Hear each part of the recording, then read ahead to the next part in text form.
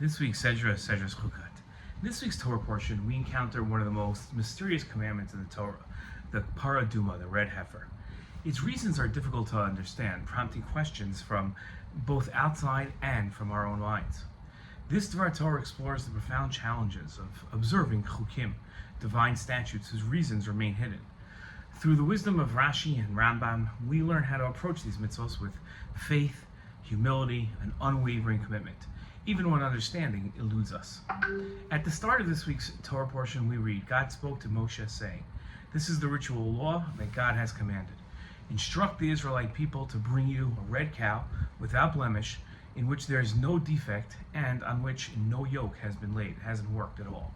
In his commentary to this cryptic verse, Rashi wrote that because the Satan and the nations of the world taunt Israel, saying, "What's this command, and what reason is there for it?" Therefore, the term chukat is used, implying it's a command from me, God, and you have no right to criticize it. The Rambam wrote about this. He said, it's appropriate for a person to analyze the laws of the sacred Torah and know their ultimate purpose according to a person's intellectual capacity. If he can't find a reason or motivating rationale for a law, he shouldn't regard it lightly, nor should he break through to rebel against God, lest God burst forth against him. One's thought concerning them should not be like your thoughts concerning other ordinary matters. The Rambam continued, and he wrote that with regard to the mitzvah which God ordained for us, should a person not treat them derisively because he does not understand their rationale. He should not conjure up matters that are not true concerning God, nor should he think about them with his mind as he would ordinary matters. For it states in the Torah, "You shall guard all my decrees and all my judgments and perform them." Our sages commented, this sentence that we should keep the decrees adjures us to guard and perform both decrees and judgments. The meaning of performing is well known. It means that one should observe the decrees. Guarding means to treat them with caution and not think that they are any less than the regular laws. The Rambam continued and explained the difference between decrees and judgments. The judgments are those mitzvahs whose motivating rationale is openly revealed, and the benefit of their observance in this world is known.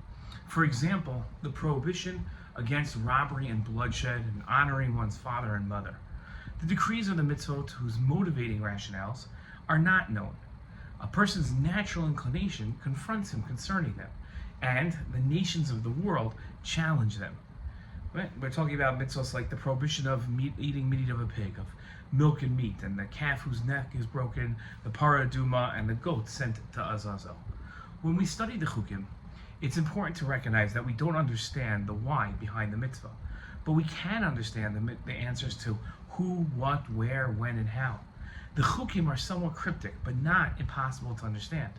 For the areas we can't understand, we have to rely on the scientist's faith, the understanding that if 90% of an area makes sense, the 10% we don't understand is most likely our flaw than a flaw in the mitzvah itself. It's an important lesson. Shabbat Shalom.